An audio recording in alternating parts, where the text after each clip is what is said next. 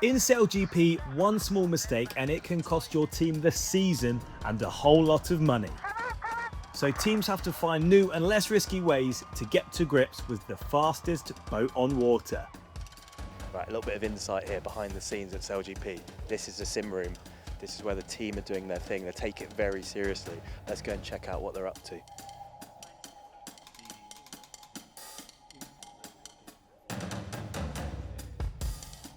So Billy was just saying to me there that it's virtually impossible to get the amount of variables, the differences in the wind, the way the wind shifts, the wind speeds and how it varies up and down throughout a race, programmed in exactly like it's going to be on the race weekend.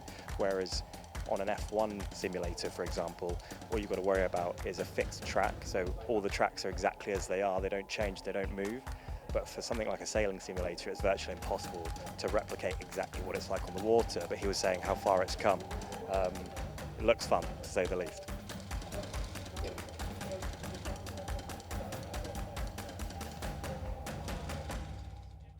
So, Billy, we just saw you in there on the simulator. Got a few questions about it. We had a brief chat. How important is the simulator to the development of your team? Well, it's one of those things, we get so little time on the water that for upskilling new people in the next generation of athletes for SailGP, we need to have a way for them to basically get stick time without actually having to put the boat in the water. And that's what the simulator does for us. It gives us the ability to put new people in different roles all over the boat, so we have redundancy and backups for our prime sailing team, but then also bringing new people in, and we get them sort of some real world action without having to have full real world action. And you mentioned the development of it since the first iteration. How important is your role and your team's role in the development of the kit and the technology? Because I saw you talking to the SailGP Technologies team in there afterwards, giving a bit of feedback. Yeah, well, I mean, I think it's one of those things is that the more feedback we give, the better it is for everybody.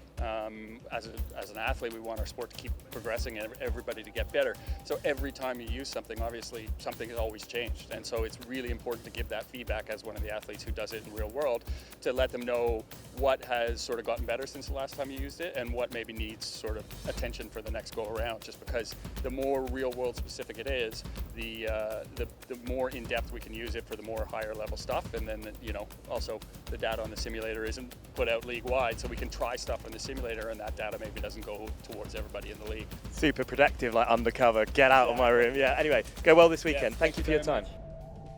This development isn't just about the athletes that are on the roster right now, it's also about developing the next generation of talent that are coming through. Cool. Should I try the leg numbers? The simulator was first developed back when the league was founded. It has come on leaps and bounds since it was first used, and the minds at SailGP Technologies have taken it to the next level. So I'll be interested to see what's like going into a jibe from here. What's your foiling? It's a critical piece of the puzzle for new athletes to get their heads around the boat before they get their F50 licence. Staff at the UK facility have been going through another round of testing before the Auckland event, a crucial process to getting the sim at its best. The new board drop autopilot functionality. So you want me to do a jibe? Yeah. And the thing is, if you toggle the helm here, then you start, then you can... We've got a lot of new features that we're working on. We're improving the physics.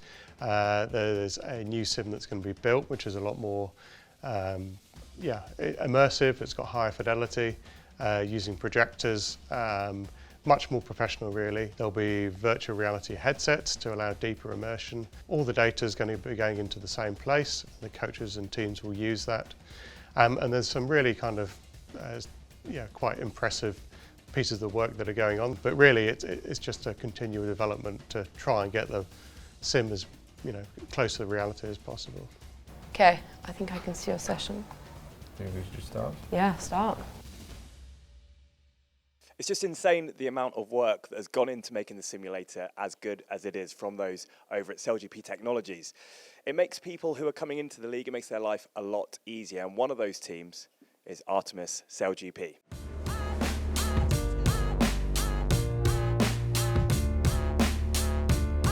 Okay, I'm here with Arteimus driver Nathan Outridge. Nathan, you've been here from the very beginning, from the testing days of the F50. How useful would it have been to have a sim back then? Yeah, the sims would have been really handy about 6 years ago when we were trying to work out how to get the systems up and running in these boats. So I think what the sim does these days is it teaches the sailors about the user input devices, what all the buttons and switches do in the boat. Gives you that muscle memory that you need when you're out there racing around. And for the developing athletes coming through, how critical is it to get that time kind of off the water in before they step on the boat themselves? It's actually really essential. You know, as we've seen, these boats are really challenging to sail. There's a lot of incidents that happen on the water, but there's a lot more that are happening in the sim, which is good because that's where you learn about how the boats actually operate, how they behave. You know, some of the incidents that happen on the water are error in pushing the wrong buttons because you're not familiar enough with where the buttons are and what you should be doing. So if you can have them all that muscle memory all down pat before you get on the water, then you're actually in good shape. So you know, it's been really good for us as a new team to put a bunch of our new sailors through it. It's actually quite challenging to explain how to sail the boat while the boat's sailing on the water. So to be able to just hit pause, talk through a scenario, and then hit play and go again has been really helpful. Amazing. Go well. Thank you for your time. Arnaud Duplantis is one of the most exciting prospects here at SailGP. He joined the Swiss team back in 2024 and has been battling to get a spot on the boat ever since. However, the journey to a spot on the F50 is long and hard and full of sailors who have much more experience on the boats than him. So something like the simulator is essential to Arnaud Duplantis getting his place. Arnaud, how has things been since you joined the Swiss team? Well, it's been really good. Lots of improvement and lots of learning. And we're sat on the sim. I saw you doing your thing on it earlier. How important has the sim been to your development as an athlete? Important because I'm obviously not one of the athletes on board, but I'm a reserve, so I have to try and learn all these positions and, you know, like keep the muscle memory in my fingers, so in case I have to jump in, just trying to, you know, get things rolling. And when you have gone on board before, have you found that you kind of have the muscle memory and its similarities between the simulator and on board the F50? Well, there's a few stuff that are similar, obviously the positioning of the buttons and everything, but in the case of the reflex that you have on board, comparing the platform to what's real, and obviously all the G-force and the water you take in the face, yeah. Changes things. Yeah. In terms of roles on the boat, obviously I'm sat in the driver role, you've got wing trimmer, flight controller. What would you choose if you could pick any as the role that you take on board? Well, you've asked this question already, and you said I was a bit too politically correct. Today I can say I want to be a wing trimmer. Okay, cool. So you've made your mind up. You're going for it. Getting practice on board the actual F50 out on the water is difficult, right? Because you guys don't get a huge amount of time. So how many hours have you been putting in outside of that, in the simulator or in other elements to get those hours in? So in the simulator, I'm maybe about like just above 10 hours, possibly. But on board now, with SailGP League, trying to get, you know, the rookies in and giving us these half-an-hour sessions here and there, probably 2.5 hours.